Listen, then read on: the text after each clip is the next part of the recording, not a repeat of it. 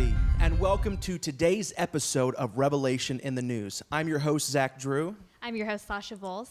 And I'm Andrew Bellers. It's good to be back with you today. It is Friday once again, and it is time for the Week in Review. The most important, most pressing matters that took place this week is what we're going to be discussing today. And by far, the most important topic that's been taking place this week is what's been happening in the Middle East. Sometimes it can seem a little bit confusing, but we've got to remember that what's taking place in the Middle East is not a game of checkers, okay? It really is, it's a chess match. And I've been seeing lots of things online that, are we in World War III? Is World War III about ready to start? And this is what I want to tell you, that if any of these four countries, the threats that they've been making, Russia, Syria, Saudi Arabia, or Turkey, if any of the threats that they've been making materialize, we will, in fact, be thrusted into World War III. Let's just go ahead and just jump right in here with what's happening in the Middle East. Russia's prime minister, he warns, this is from RT News. The Russian prime minister warns the United States, and he warns Saudi Arabia against starting a permanent war, he calls it, with ground intervention in Syria. It says that the Russian prime minister told the German media that sending foreign troops into Syria could unleash yet another war on earth. So they're saying basically right now with the tension that's in Syria, and really, as we've talked about, Andrew, Russia really, it doesn't really seem so much that they're so concerned with ISIS as much as simply just upholding the Assad regime, Assad, the leader of Syria. But they're warning right now, they're warning the United States, they're warning Saudi Arabia, they're warning the other Middle Eastern countries that if foot troops go into Syria for a ground invasion, that a world war will take place. And Turkey right now, they're actually trying to get their allies on board for a ground invasion as we speak. Yes, that's right, Zach. Actually, I have an article right here from Reuters that says Turkey seeks allies' support for ground operation as Syria war nears border. It says Turkey, Saudi Arabia, and some European allies want to ground troops deployed in Syria as a Russian-backed government advances near NATO's southeastern border, for Turkey's foreign minister said. And they're also putting out, we don't have to wonder if Turkey wants an invasion of Syria anymore. They are now coming out and openly saying it. That's right. And even something else happened in Turkey, or happened to Turkey just this week, that is adding the tension. It's just more tinder to this firebox. Yeah, this is an event that it doesn't seem nearly the news that it deserves, I think. It was a terror attack in the Turkish capital. I have an article here that says an explosion targeting Turkish military buses carrying personnel killed at least 28 people and wounded 61 others in the capital city of Ankara Wednesday, in what government officials call an intricately planned act of terror. If you look it up on the map, it's actually, sometimes I know in the office we like to sort of see where everything is happening in the world and get the geology of, the more political side, so that we understand where these events are taking place. And if you look it up, the capital city is the capital city of Turkey, and you have an explosion here, and then you have the Department of Defense building is over here. It's like blocks away. It's just right there. And this is what Turkey's doing about it. Here's another article from RT News that says, dozens of Turkish military vehicles cross Syria border, dig trenches, was the report. It says Turkish military vehicles have crossed into a Kurdistani area in Syria just over the border, a Kurdish news agency reported, adding that the troops started to dig a trench. Then it also says... Now, I want to stop you right there. Yeah. See, let me tell you why that's scary. Because it's saying that Turkey has just now crossed the border. They're digging a trench actually across the border in Syria. So there is some movement right now that's other than Syrian. It's Turkish people. And don't forget that the Russian prime minister said that if anybody invades Syria, that it's going to release a permanent war. Yeah, and they're in there. They've crossed the border, and they're also building a wall on the border.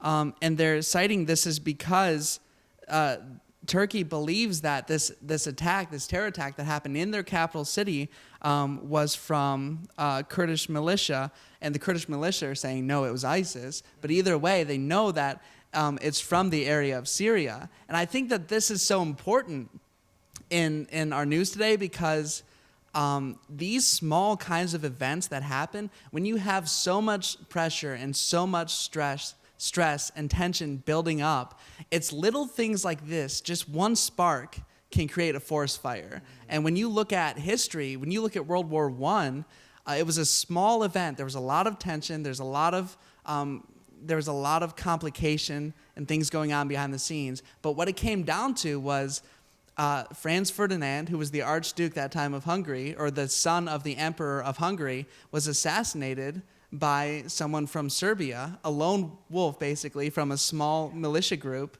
and an entire world war was sparked because of one very small event. So these are the kind of events I think that we have to be aware of. Let me read this next article from you. This comes from our friend Michael Snyder, who we actually had the opportunity to speak with yesterday concerning this very matter. It says this: World War III could start this month.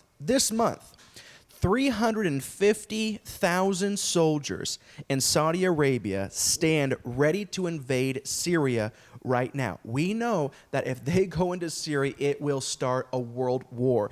Listen to this incredible article. It says that this will be the largest military exercise in the history of the region. Right now, it's actually already begun, this military exercise that's happening in Saudi Arabia. Saudi Arabia has 20 other countries participating in this. The largest military exercise in the history of all of the Middle East is taking place right now. And it comes amid rumors that Saudi Arabia and Turkey are preparing for a massive ground invasion of Syria. The start of World War III. Is World War III going to start this month?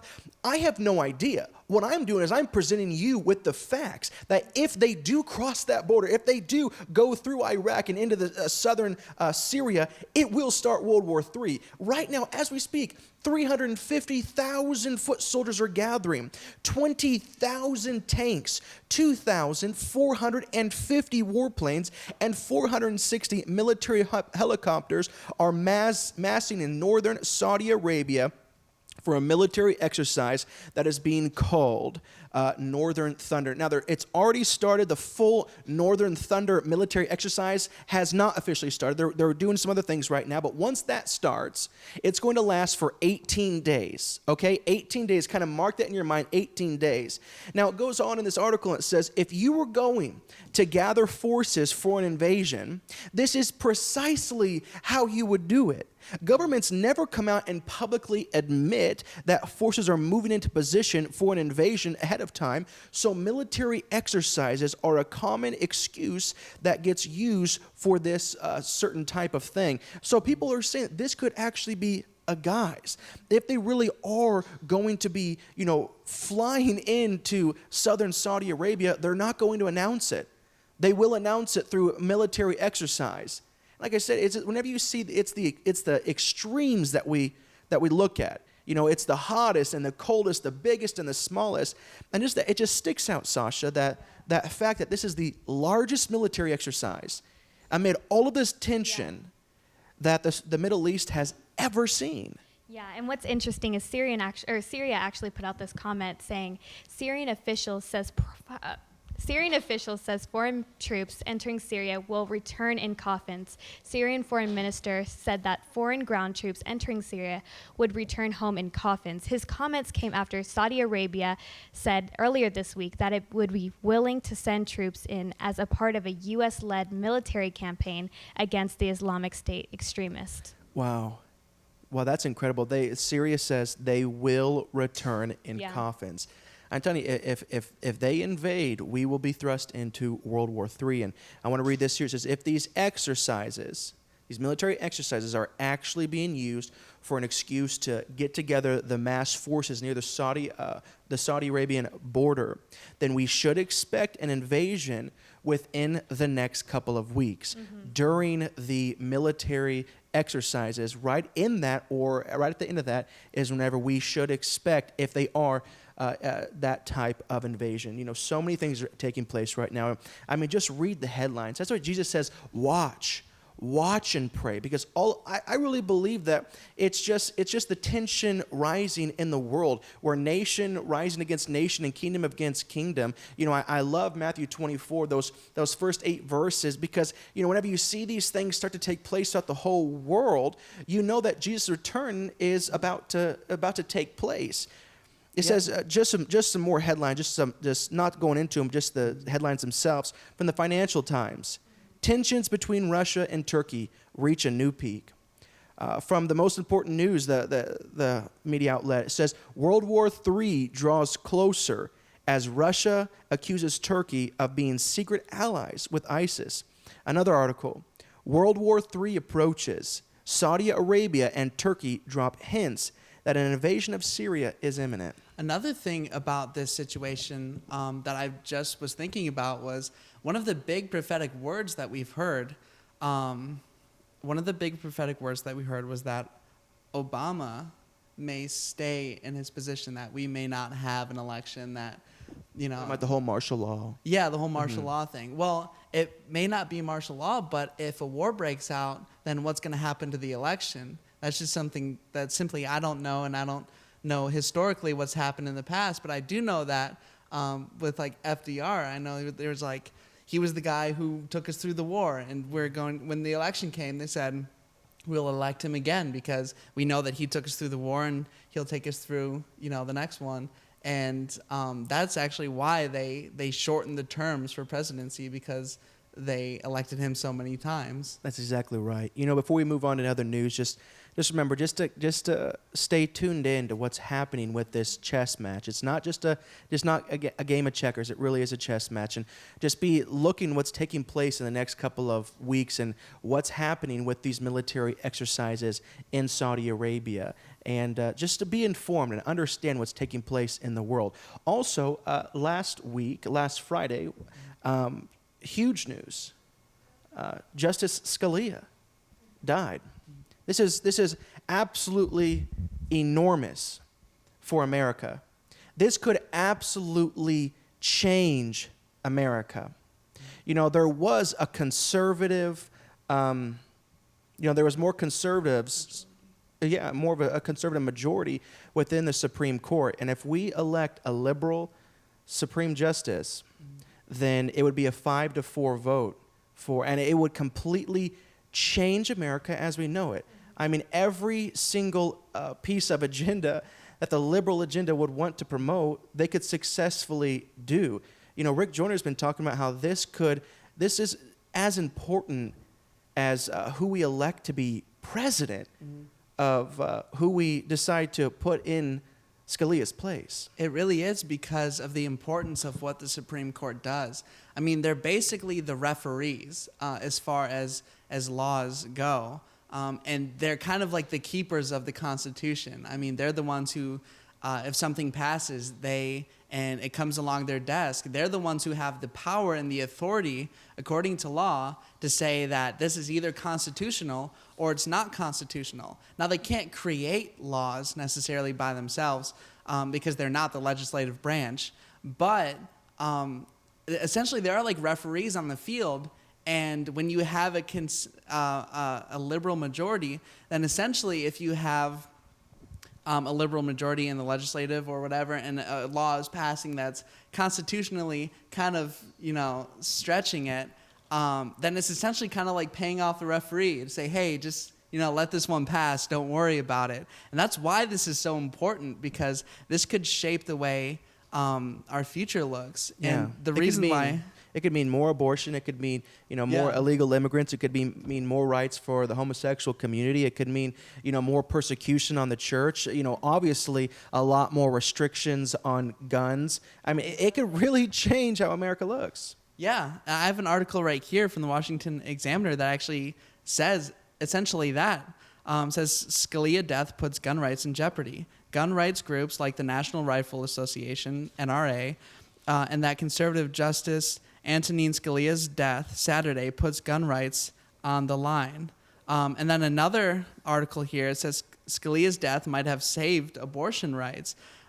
This one says, the unexpected death of Supreme Court Justice Antonin Scalia on Saturday will not change the court's schedule. The nation's highest court is still set to hear oral arguments on portions of Texas's 2013 anti-abortion law this March, and basically saying the outlook may be positive for abortion rights because Scalia is not going to be there to help rule on the case. Well, in 2012 also, Scalia made this comment, and he said, it says that late Supreme Court Justice Scalia made it clear to Fox News Channel Chris Wallace in 2012 that if he chose a time to step down from the high court, it would not be when a liberal president could appoint a liberal jurist to replace him. He said that I would not like to be replaced by someone who would undo everything I did. And that just shows really that this could be the tipping point, because he has stood so firmly for all of these years. And if we choose to put, or if the president chooses to put someone in that office that is on the other side, I mean, it will literally flip our nation. That's exactly right. Let me read to you what Rick Joyner said about this situation. It says, we need to understand how critical it is how the Senate handles the replacement of Justice Scalia. This has the potential to determine the survival or the end of the Republican Party, as well as who gets elected president. How? More than the base is furious at the Republican establishment for its betrayal of the people's trust. When the Republicans, promised to defund Obamacare if the voters gave them the House majority, the people rose up and gave it to them, and the Republicans did nothing. It was a terrible slap in the face to those who trusted them. Then they repeated it again and promised to defund Obamacare and Planned Parenthood if the voters would just give them the Senate majority too. The people rose up again and gave them another chance, and again the Republican leaders in the House and Senate did nothing. In fact, with the exception of Ted Cruz, it did not seem that anyone even attempted to fulfill their promises. But it got worse. When the Obama-Ryan spending bill passed at the end of last year, it was the cock crowing the third time. It was more than an insult. It was the worst form of in-your-face betrayal. Already there are movements towards starting a third party, and I am a part of it. If the Republican Senate folds on this critical issue, the outrage against the party by its own people is already too great for it to survive a blow this big. Just wait and see. And he finishes with this. On the other hand, if the Republican leaders of the Senate show the mettle to stand and refuse to approve an unacceptable candidate for Scalia's seat, it could begin to revive the party. It's hard to have any faith in the present Republican leadership, but we need to try to fortify them in every way we can. Write them, call them, and in every way we can let them know how important this is. The one who takes Scalia's seat on the court could do as much good or damage than who we elect as president. Now is the time. Like he said, you know, we've got to call them. We've got to write them. We've got to pray for our nation. You know, this is a very, very monumental time, you know, with what's taking place with Justice Scalia.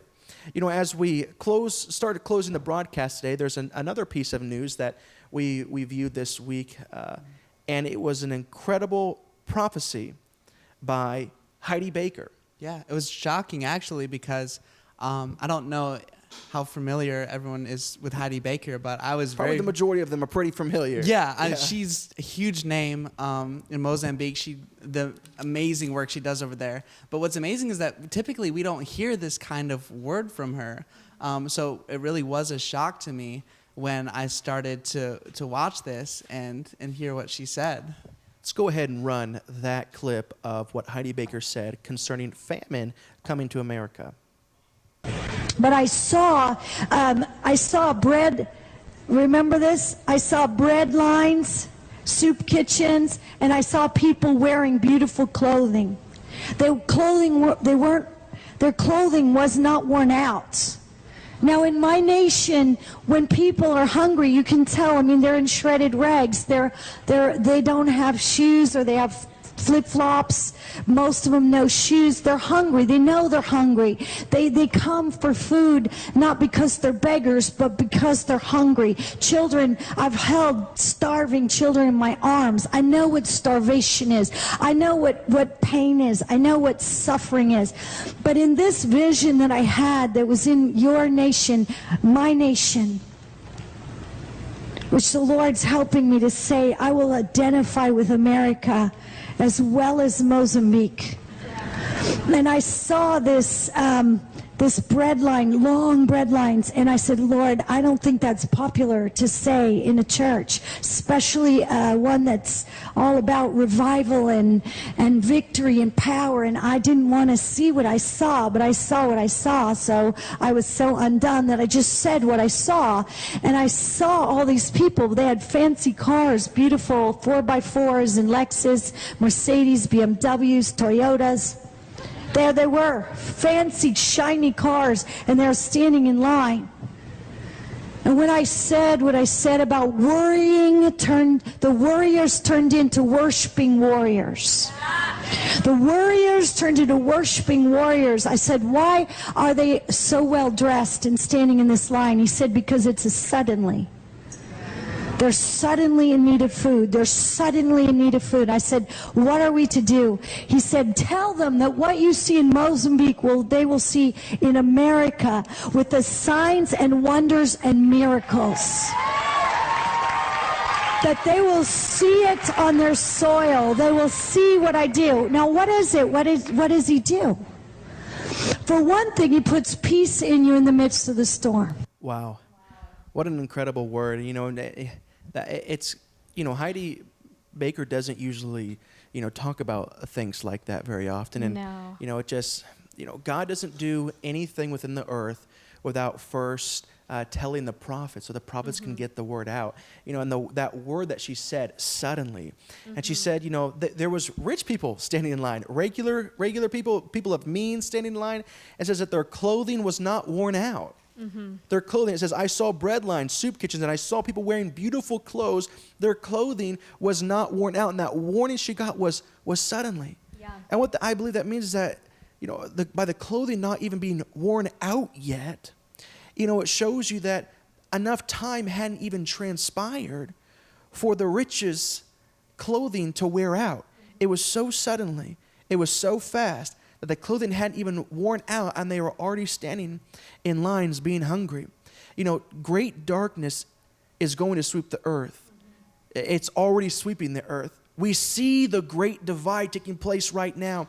And if Scalia is replaced by someone with views that are not conservative, it's going to be, the expense is going to become greater and greater and greater, and the darkness is going to grow darker, but the light is going to grow lighter. I believe that. I really believe that. Rabbi Jonathan Cahn talks about the abolition of gray, that the gray zone, the gray zone for America, the gray zone for Christians is going to be abolished. It's going to be no more. You're either going to be in the light or you're going to be in the darkness. I believe such great things are going to come upon on the world that it's going to expel lukewarm Christianity. You cannot be on the fence even if you wanted to. You are going to fall to one side or the other. And let me leave you with this incredible scripture verse in Isaiah 60, verses 1 through 3. It says, Jerusalem, get up and shine, because your light has come, and the glory of the Lord shines on you. The glory of the Lord shines on you. Darkness now covers the earth, and it is. Deep darkness covers her people, but the Lord shines on you, and people see his glory around you. Nations will come to your light. Kings will come to the brightness of your sunrise. Now is the time to determine who you're going to serve in the end times. Who you're going to serve today. Who you're going to serve, forever. Exactly right. Well, any closing thoughts today, Sasha? Well, I would just say that make sure that you have your heart right with the Lord. No matter where you are in life, just check in with him. Let him know that you are his and that his will is done in your life. And just, I would take a moment, even just today, at some point in your life, or some point today, to just take a moment and recommit yourself to the Lord. And if you don't know him, just say a prayer to him that you invite him in to know you and that you want to know him, and that allow him to just work in your life through these times and allow him to speak to you, because the times are getting darker. Amen. And if you ever feel a little bit of fear coming into your heart because of the things that are happening in the world, you start to get a little anxious, a little fearful, then it's just a clear indication that your eyes aren't in the right place, because there is no fear in Jesus. And I rejoice at these things happening in the world, because through any dark period, through any trial, any tribulation, it's just another opportunity, another open doorway into heaven. And it's going to get dark, but man, Jesus is going to dwell on this earth with us. It's going to be an awesome time. Well, we love you guys, and we'll see you next time. This has been Revelation in the News.